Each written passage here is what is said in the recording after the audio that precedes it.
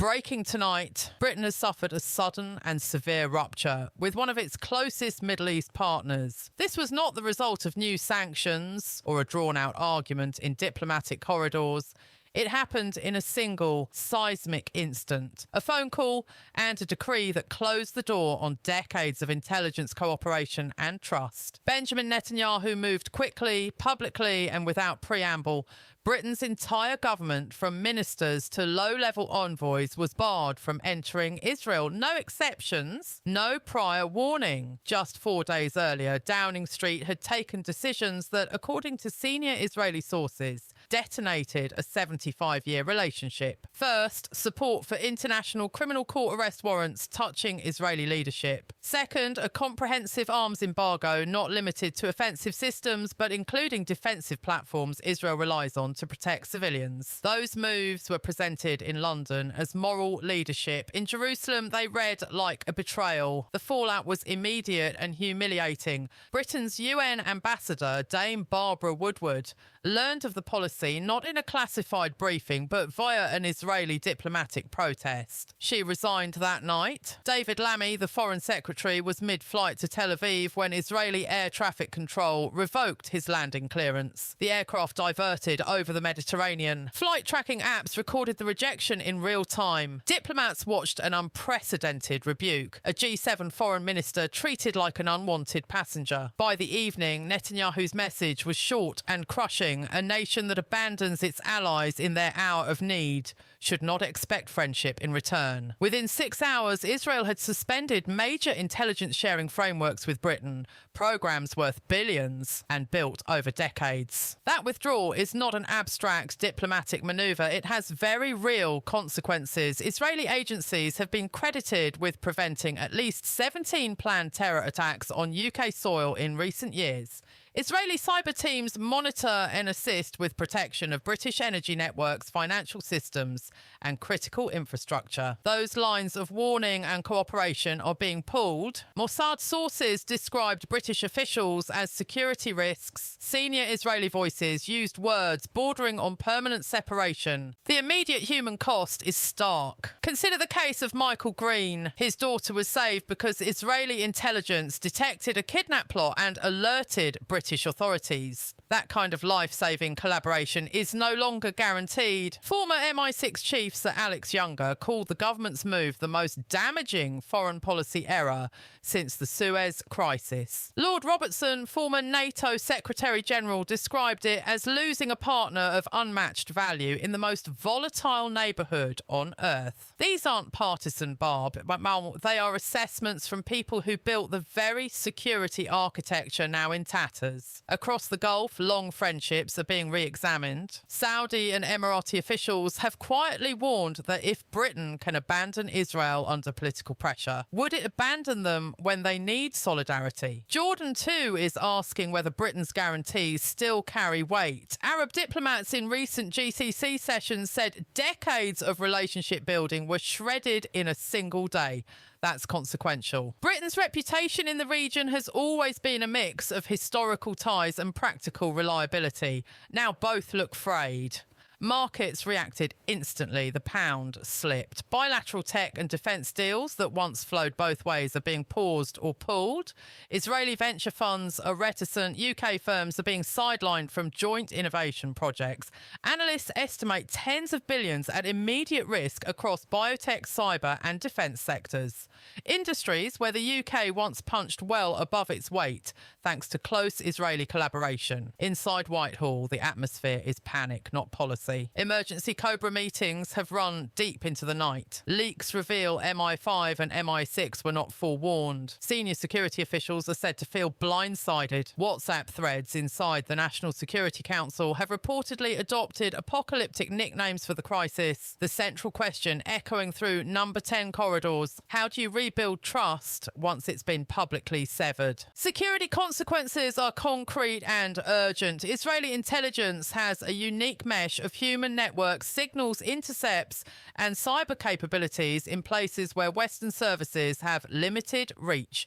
Over recent years, shared operations helped thwart plots, track extremist financing and protect critical infrastructure. With these channels severed or degraded, intelligence agencies across Europe and America now face a blind spot in a region where movements, money flows and proxies are notoriously hard to monitor. British officials are quietly scrambling to find replacements, a near impossible task. The Americans are sympathetic but clear. The Israel-UK-US triangle is a particular configuration, not easily replicated. A senior US intelligence source told press that Washington can cushion some gaps but not replace years of human access and bespoke cyber systems. NATO partners like France and Poland have also voiced private alarm, asking whether the UK's commitments remain reliable.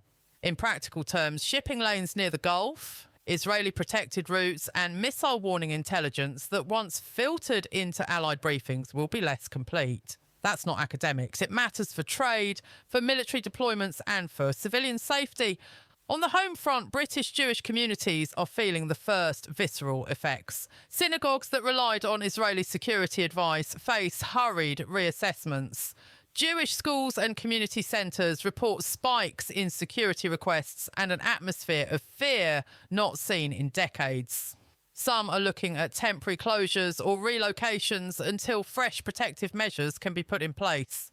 The chief rabbi has convened emergency meetings. Emigration inquiries to Israel and the US have spiked. For many families, this is personal.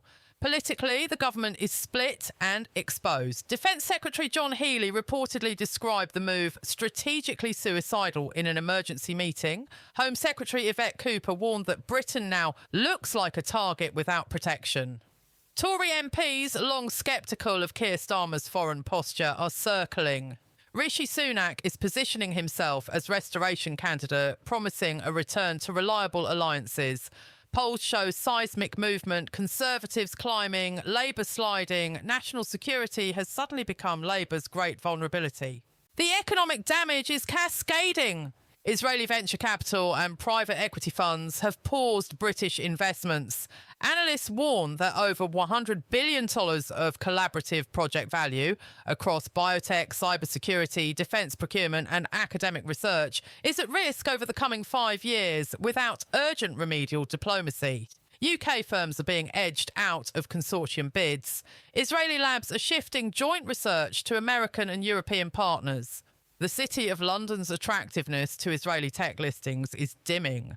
That translates into lost jobs, slower innovation flows and less inward investment at a time Britain can least afford it. Trade ties are re-evaluated. Annual bilateral trade worth tens of billions is now under review. Defence contracts and joint procurement programmes face suspension. Lockheed Martin and other major contractors have reportedly begun contingency assessments for the UK's role in multinational projects. The broader concern among corporate boards is reputational risk and operational continuity. If suppliers or critical partners are suddenly unavailable, projects stall and costs balloon. Public morale is fraying too. On the streets and across social feeds, British Jewish citizens are asking a raw question. Who protects us now? That fear has political potency.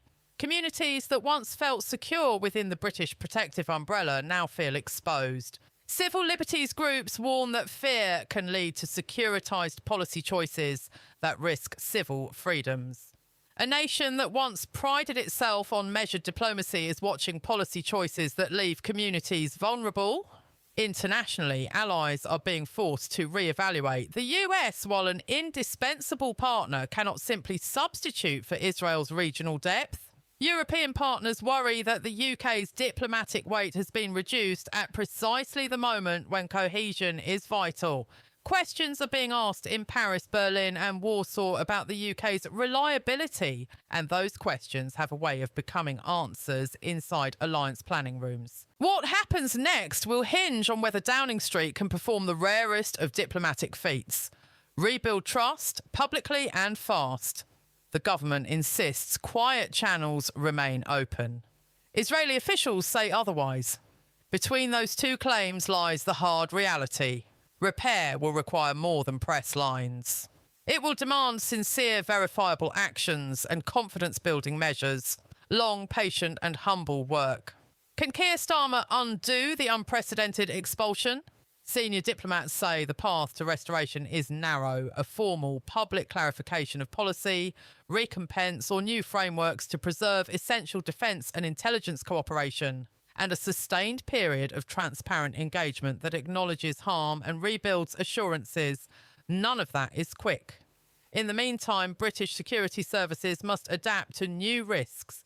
That will have costs. Operational gaps to plug, partnerships to rekindle, systems to retrofit. The bill will be fiscal and human. Wider geopolitics will also shift.